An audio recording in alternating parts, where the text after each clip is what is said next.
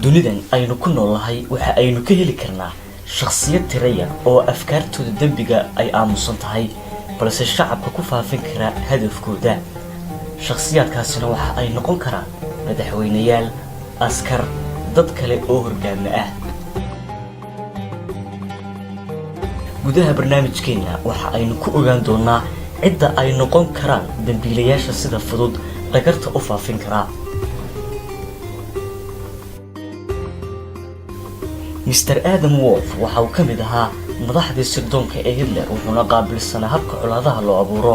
in ka badan 80 colaadood ayuu ka dhex abuuray midowgii Soviyetka isagoo adeegsanayay isku dirka shacabka iyo xukuumadda, isagoo iska soo dhigayay wariye Greek ah oo kolba magac la baxayay sida Hal Knook, John Adam iyo Stephen Cook.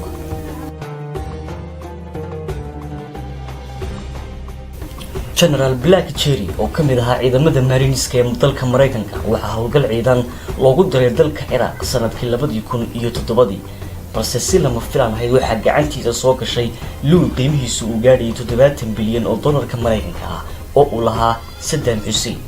commanderkii ciidanka haystay waxa uu ka war helay in uu generaalku hayo luulkaasi, laakiinse intii uu amarka generaalku soo gaadhin waxa uu iska dhiibay dalka Faransiiska.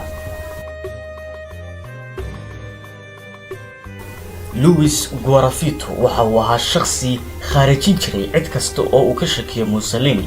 Luis waxa uu gacantiisa ku dilay General Tozzini oo qaabilsanaa difaaca iyo taakuleynta ciidamada Talyaaniga. kadib waxa caadi bay iska noqotay in markasta uu Mussolini uu helo xog ku saabsan in uu ka shakiyo madaxdiisii ka hooseysay in uu isticmaalo Guarafito. sidoo kale waxa uu ahaa shakhsi aan la dareemi karin waqtiga uu dilka geysanayo. Abu Bakr al-Sirqawi oo ahaa horgaamiyaha IS waa dambiile ay gacantiisa ku maqayeen kumanaan sarkaal oo Amerikaan ah. Abu Bakr iyo xarakadiisuba waxa ay 2013 ay afduubteen Colonel Howard oo ahaa taliyihii batalyoonka lixaad ee Marineska. sidoo kale Abu Bakr waa shakhsi aad ugu horeeya nidaamka afduubka. Kim Jong-un horgaamiyaha Kuuriyada Waqooyi waa shakhsi garaad badan oo marna aan la fahmi karin qorshayaashiisa dambi. Kim Jong-un waxa uu gacantiisa ku dilay aabihii, sodohdii, dhammaan adeeradii, sidoo kale cid kasta oo familkiisa ahayd oo dhaxli karaystay kursiga maamulka. waa horgaamiye da'yar oo geystay dambiye dil ah oo aan la fahmi karin.